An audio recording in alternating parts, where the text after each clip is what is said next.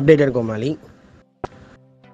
$327 million வருமானம் வர lace company chips எல்லாருக்கும் தெரிஞ்சிருக்கும் இல்லையா? உலகம் முழுவதும் விற்பனையாகும் லேஸ் கம்பெனி சிப்ஸு அது ஒரு கடுப்பில் செஞ்ச சைடிஷ்னு சொன்னால் நம்ப முடியுது அவங்களால. அதை பற்றி ஒரு வரலாறை நம்ம பார்ப்போம். அதுக்கு முன்னாடி நம்ம சேனலை சப்ஸ்கிரைப் பண்ணுங்கள், கமெண்ட் பண்ணுங்கள், லைக் பண்ணுங்கள்.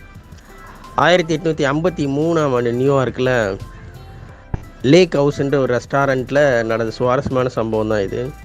அங்கே ஒரு ஜார்ஜ் கிராம்ன்ற ஒரு ஷெஃப், அவர் தான் இந்த சிப்ஸை கண்டுபிடிச்சார். ஆனால் கடுப்பில் தான் கண்டுபிடிச்சார். என்னென்னா, அவருக்கு ஒரு ஆர்டர் வருது, ஃப்ரெஞ்ச் ஃப்ரைஸ் பண்ண சொல்லி ஒரு ஆர்டர் வருது. அதை செஞ்சு அவர் அனுப்புகிறாரு. முதல் தடவை போகும்போது அந்த கஸ்டமரை ரெஃப்யூஸ் பண்ணிடுறாரு, இது நல்லா இல்லை அப்படின்னு சொல்லி அனுப்பிச்சிடுறாரு. திருப்பி 2வது தடவையும் செஞ்சு அனுப்புகிறாரு. 2வது தடவையும் பார்த்திங்கன்னா ஏதோ ஒரு குறை சொல்லி அனுப்பிச்சிடுறாரு. 3வது தடவை, 4வது தடவைன்னு சொல்லி திருப்பி அனுப்பிச்சிட்டே இருக்கும்போது செம்ம கடுப்பான செஃப் என்ன பண்ணார், ஏன்னா இந்த ஆள் எது செஞ்சு அனுப்பிச்சினாலும் இதை குறை சொல்லிட்டே இருக்கானேன்னு சொல்லிட்டு உருளைக்கிழங்க எவ்வளோக்கு எவ்வளோ மெல்லிஸாக சீவ முடியுமோ சீவி அதை ஃப்ரை பண்ணி அது மேலே கொஞ்சம் உப்பு அப்படி போட்டு அமுச்சு விட்டார்.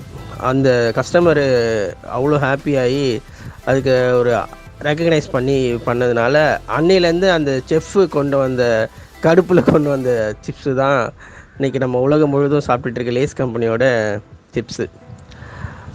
வாழ்க்கையில் நம்ம நிறைய விஷயங்களை சும்மா ஏனோ தானோன்னு பண்ணாலுமே சில நேரங்களில் அது உலகளவில் பேசப்படக்கூடிய விஷயமாக மாறுறதுக்கான வாய்ப்பு இருக்குது. அதனால் சும்மாவே இருக்காமல் ஏதோ ஒரு விஷயத்தை நம்ம பண்ணிகிட்டே இருந்தோன்னா அந்த விஷயம் கண்டிப்பாக நமக்கு ஒரு வெற்றியை கொடுக்குன்றது உண்மை. நன்றி, வணக்கம். அடுத்த வீடியோவில் பார்ப்போம்.